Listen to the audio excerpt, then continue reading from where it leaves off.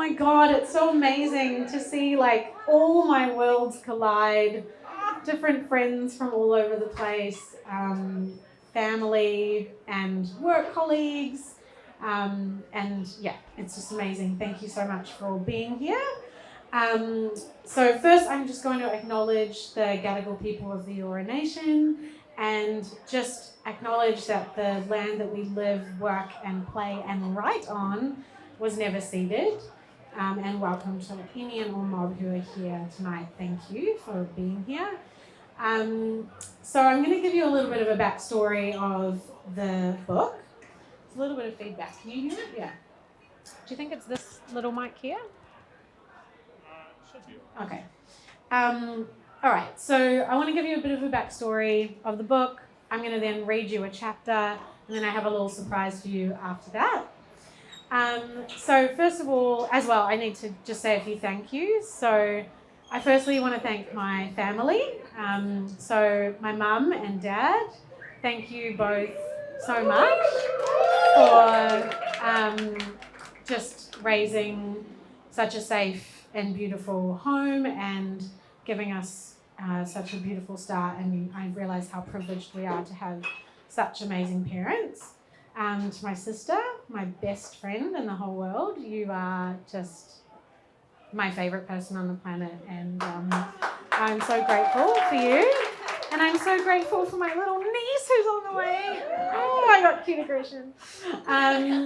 And I'd love to also thank people who came from afar. Louis, my oldest bestie on the planet. It's been like, I don't know, 20 years of friendship, and I love you so much.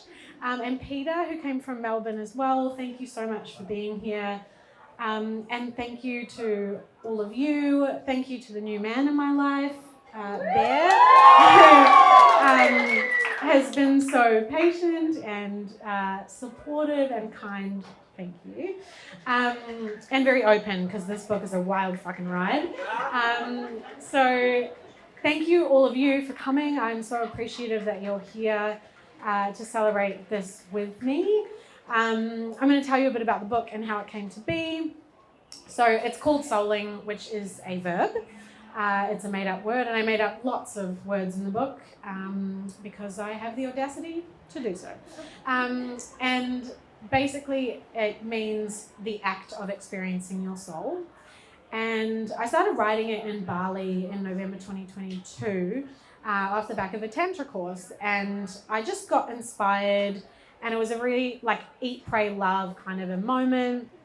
And I wrote every day in Bali for like 21 days and then came back and kind of kept writing. And it's like this theme started to come together of years of work I've been doing on myself, and just loads of different practices that I've tried. And I thought, maybe there's something here. I'd always wanted to write a book. And so I sent it to a friend who is an editor, and I said to her, like, give me your honest feedback. I can take it. If this sucks, like, you just tell me. And she said, look, it's really good. You just need like a framework. You need a structure. So Emily Stevenson, who's my editor, gave me that structure to begin with. And that was an awesome way to sort of start to write. So basically the way the book is written is in 3 parts.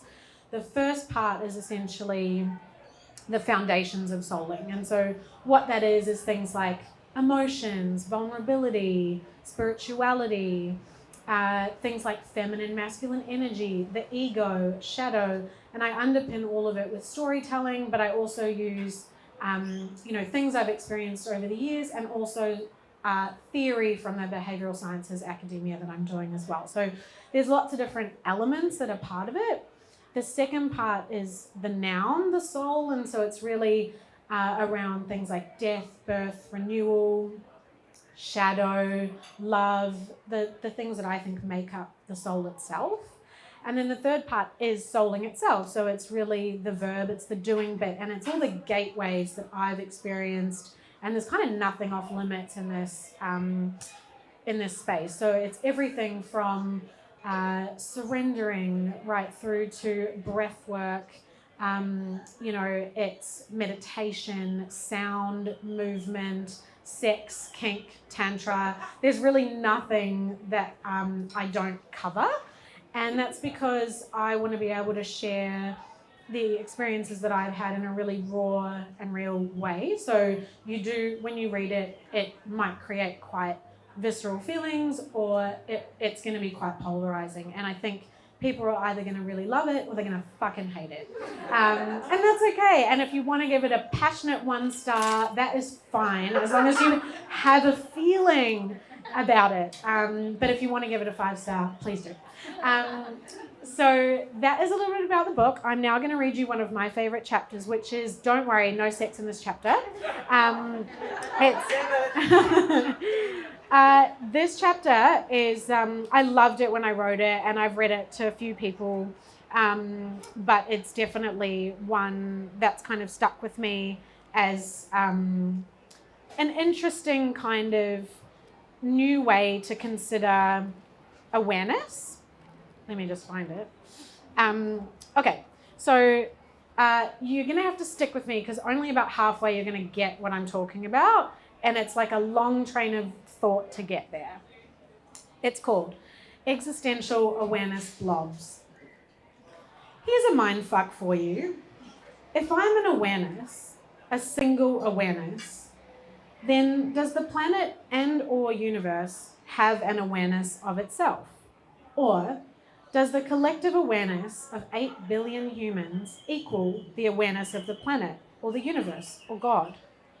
I've come to realize that self-awareness and awareness itself are 2 different things. I believe self-awareness is to be the acknowledgement and consciousness of oneself in the more Freudian sense of the word, as in the ego self, self-awareness of one's own identity. Awareness itself is the consciousness of awareness. It's the cyclical movement between the knowledge that we are consciousness and we are awareness. Not awareness of the self, but awareness of awareness, so to speak. I never truly understood this until recently, but Eckhart Tolle in A New Earth describes it perfectly. The formless, timelessness version of you can sense yourself as awareness. I didn't understand what he was saying here because I couldn't separate my ego self from the simplicity of awareness itself.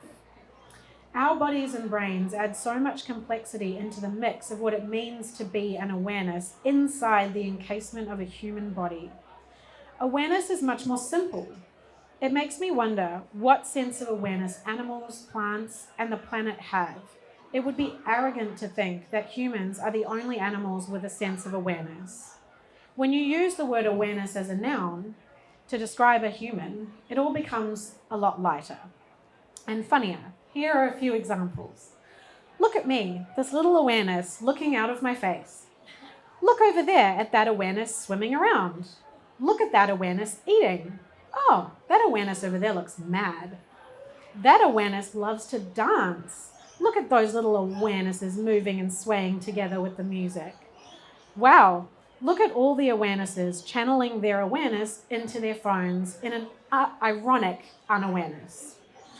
I have officially decided that we are all existential awareness blobs, and I deem this trademarked by me. We're all just blobby blobs of awareness floating around the planet trying to make sense of it all. Little blobs trying to find other blobs to blob with.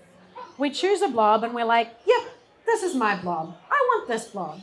It's fucked up how seriously we take ourselves when ultimately we're all just little blobs.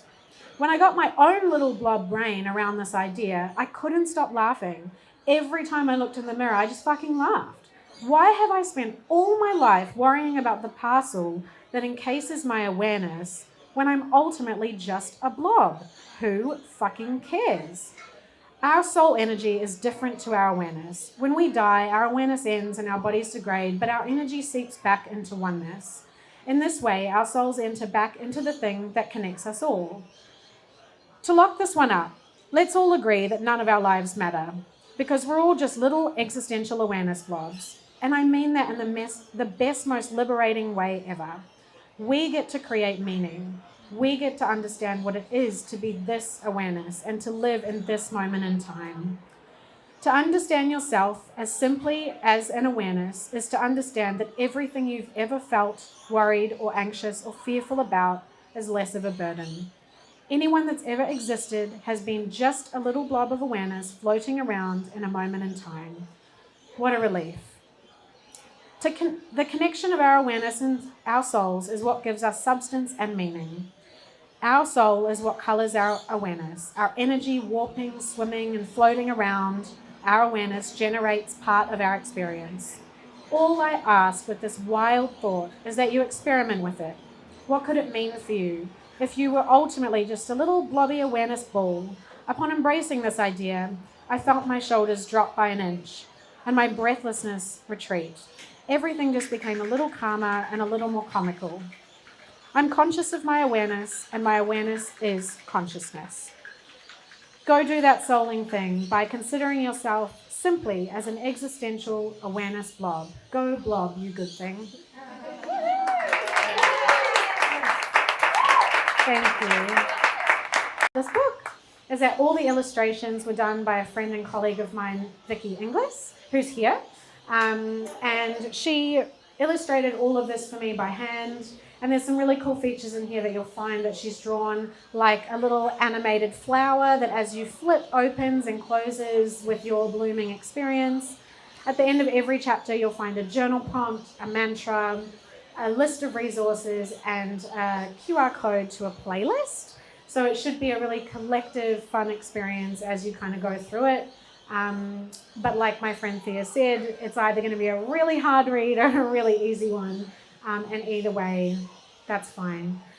Thank you all so much for being here. I have one last little thing for you. I'm going to ask Dom to come back on stage and I'm going to sing you 2 songs because why the fuck not?